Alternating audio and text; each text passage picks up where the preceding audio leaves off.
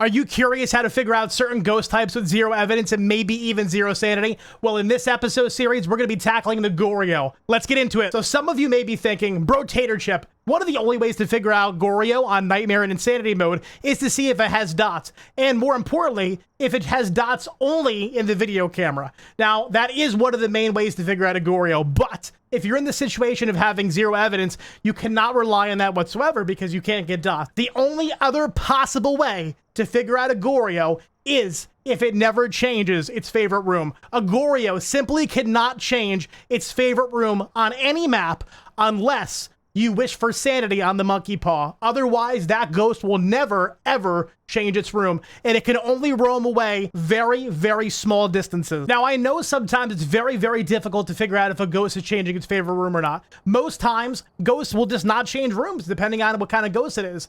Or sometimes you're just gonna get bad RNG and it just won't happen. But one thing to note is if your multiplier and your custom settings that you're using have roaming frequency and changing favorite room frequency to be high, then you can pretty much tell yourself if 3 or 4 hunts go by and that ghost has never left that location and is spawning in the same location every single hunt, more than likely you have a Goryo. If you don't have a Goryo, you just got really bad RNG. Now, another thing you could do to be able to figure out a Goryo, especially if you're on a map like Tanglewood or anywhere that has very distinct and defined rooms, is you can go ahead and figure out how far the ghost is roaming away from its favorite room. So let's say, hypothetically, the favorite room is the nursery. I want to know when this thing leaves and how far it's going. So I'm going to set a motion sensor here so I know when it leaves that room. And I'm going to set a motion sensor out here to know if it's actually going and roaming throughout the hallway. And more than likely, if it is, it's probably not a Goryo.